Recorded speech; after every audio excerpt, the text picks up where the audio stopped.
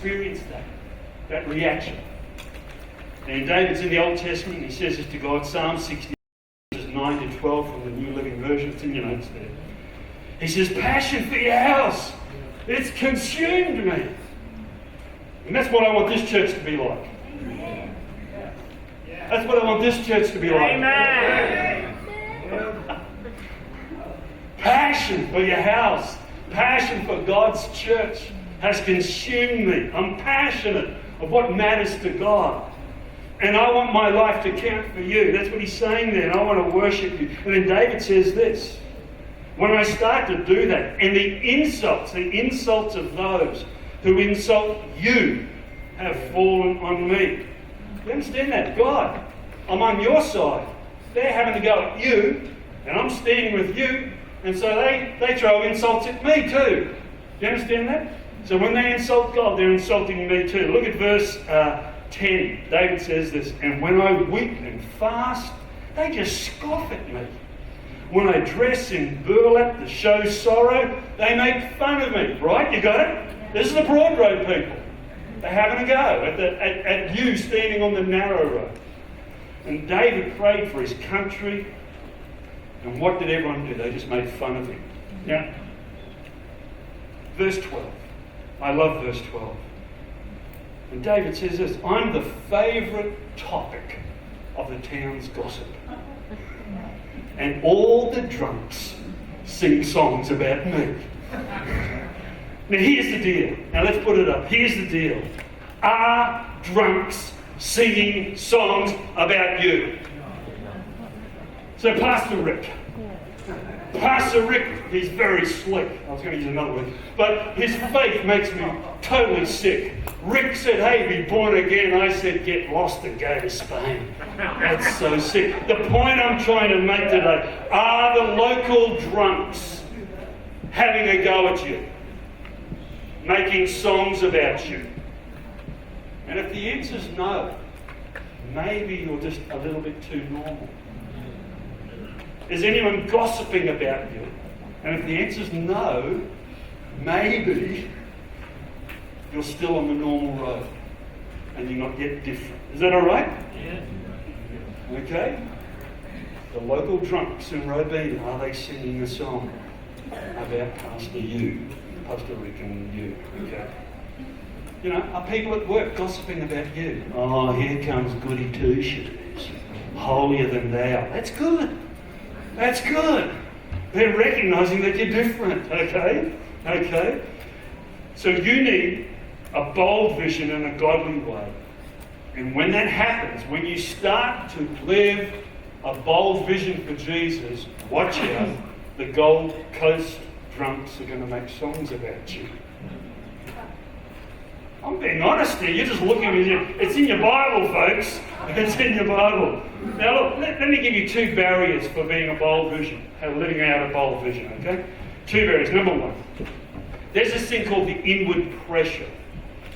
There's an inward pressure and the need to please people. And that's going to hold you back. That is literally going to hold you back living a very bold life for Christ. This need to please. You know, we want to make people happy. We want to make people accept us. We want them to love us. We want to blend in. We want to be normal. You see what I'm saying? And you guys are quiet this morning. You're reflecting. Okay, reflectors. You know, I'm saying to you, the need to please is a huge obstacle to follow Jesus. You know, you're about to step out and say, okay, Pastor Paul's been talking about a bold vision. I want to get off the normal broad road. I want to get on the narrow road. You're about to step off, and suddenly you go, what will people think? What will people say? And that can hold you back, okay? The scripture addresses this problem in Proverbs 29, verse 25. It says this, the fear of what? What's in your notes? The fear of what? The fear of man, the fear of women, the fear of people, okay? And what they say and what they're going to think, okay? And it will prove to be a what? Altogether, it's going to be a snare. But whoever, and I love this bit, but whoever trusts in the Lord, what does it say? It's kept. So now circle the word snare in your notes. If you've got a pen, I want you to circle that particular word. If you have a bold vision from God, one of the pressures that's going to come against you are people are going to have a go at you, you're going to say things, you're going to do things, okay? And that can become a snare. Now the Hebrew word is mokesh, and it means this. It means a trap. It also means, I'm going to put the picture up now, it also means this. It's a nose ring. It's the same word that you have in a bull. In other words, what's happening is a snare is simply this. You can have a huge, powerful bull, and if you put a nose ring in it and attach a rope to it, it's a snare, and people can control you.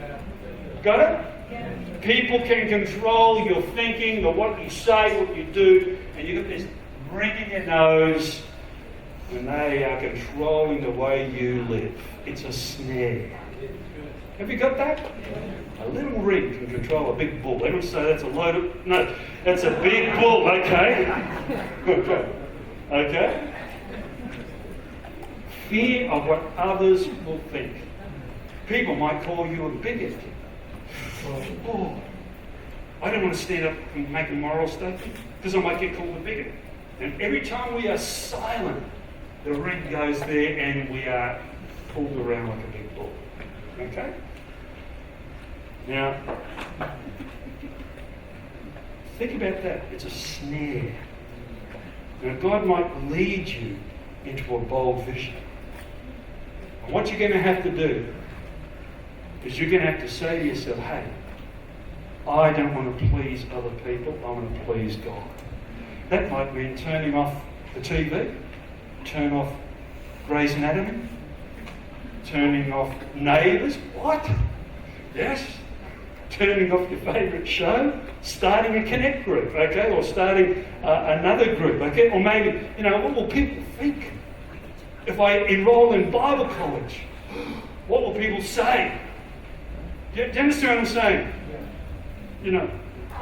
What about some of you could make a decision to become a Christian politician? What? They're weird people. Yes, we're different. So many people, look at me for a moment, so many people are not doing what God told them to do. Because, you know what? Because they fear what other people are thinking or going to say about them. Okay? And we're intimidated. The media slaughters Christians, and so we tend to pull back. Okay? And we become obsessed with what people are thinking. And immediately we forget what God is thinking. In 1 Samuel 15, 24 to 25, Samuel says, is told by Saul. Saul says, I've sinned. In fact, what he did was he started a sacrifice, and he wasn't a priest. And why did he do that? He says, I've sinned, I violated the Lord's command and your instructions. And notice this, I was afraid of the people, so I gave in to them. Have you got that? I was afraid of the people, and I gave in to them. And so if we're going to live a bold life, number one, you've got to plant this seed in your heart. And parents, you've got to plant it in your kids. Because it's okay to be different. In fact, I'd say it's even better to be different. Okay? In a spirit-led way. You don't need to be normal. Okay? I remember, can I give you a story of my first degree in university? And this was a science major. And once a month, a group of 12 of us would go to Toowoomba in the university bus. We would stay there for the weekend. And what we would do is we would, there was a mice plague, and our job was to work for the senior lecturer who was doing his PhD. So we were the guys doing his work. And we would set traps every 10 feet for that way, and then we'd set them on farms, and we'd count the number of mice we caught.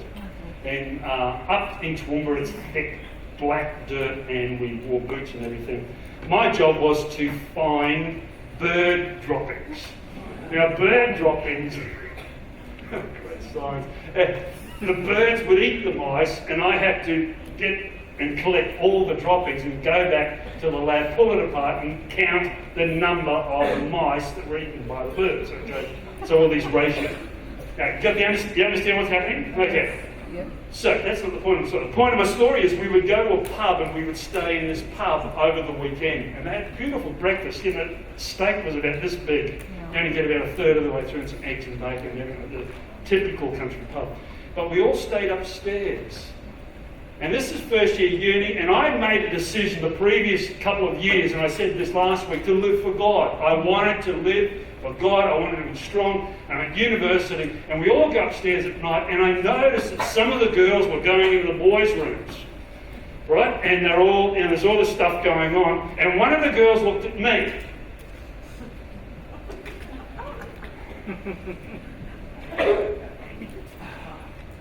She probably thought I was homosexual, but I made a decision to be different. And sometimes it's hard. And sometimes they look at you with that look which is, are you weird or something? Just change the circumstance, change the story, and it's the same thing. Right? And one of the challenges, if we're going to have a bold vision, believer, if we're going to be like that, we've got to be prepared. Number one, what is it? Number one, we've got to have that inward pressure. We've got to refuse to please other people. Is that all right? Yes. Why? Because it's a snare. Okay. Number two, the outward pressure, and that's criticism. So what I'm saying by this is the outward pressure. This is when people hurl insults at you, or when you stand up and you live on the narrow road. It's like at the office on a Monday morning. How's your weekend? And some of the blokes might say, yeah, well, just got off my face, we had a great alcohol time, how did you go? Went to church. Silence. Okay? It's just silence. And they come in and go, what? Get a life, church full of hypocrites, child abusers, pedophiles, all this sort of stuff, all this outward pressure for you to get back on the broad road with them. You understand what I'm saying? Okay. And John 15, verses 18 to 20 says this, for if the world hates you, keep in mind what? It hated me first. If you belong to the world, it would love you. Have you got it? Yes. If you're on the broad road, they just love you. Yeah, you're one of them. And then Jesus says this, as it is, you don't belong to the world, I've chosen you. I've chosen you. I've chosen you out of the world. And this is why the world hates you. They persecuted me, and they'll persecute you. You need to be ready for this, folks. You need to be ready for when you stand up with a bold, godly vision, and you start to live that vision out, you'll be admired by some, and some will hate you. We don't like that, but that's the reality, okay? And you'll be criticised in many ways. Let me give you another illustration. Janine and I, when we were youth pastors in Newcastle, New South Wales, it's a great little town, and we didn't have much money, and so we decided to buy this house. And this house was actually, it was a house from a deceased state, the person who had passed away in this house. And she was an elderly lady. It was a gun barrel house. It was broken. And the toilet had not worked for 3 years. Oh. And so this elderly woman, it's quite sad, she's an elderly woman, used the corner in the house. Now, I don't understand why the government didn't come in and help her out, but no one knew anything about it. She passed away. So when the house was cleared, you come into the place and you kind of just, So I got the bank manager to come and said, because I want to borrow just a little bit of money, because we had saved a little bit of money, sold my car and everything. And he said, oh, this is a terrible house. Thank you for your encouragement. Okay, shouldn't pastors live in nice houses? Just this little dig. I said, no, this is going to be our house. And then my friends, and they're still my friends now, their father, who was a developer, said, you shouldn't be in a house like that. It's a waste of time, more criticism. And by the time I renovated the place, and Janine, I sent a picture to Janine once, and she just looked at it going, what on earth is that place? You know, so I had to grind about a quarter of an inch off all the boards in the house to get rid of the smell. And we renovated it really nice. And I painted the outside a burgundy red. And the neighbour came past and says, "Is that the final colour?" What I'm saying, whenever you step out and do anything, there is always someone who's going to be criticising you. Yes. You see what I'm saying? Yes. And I'm encouraging you today to have a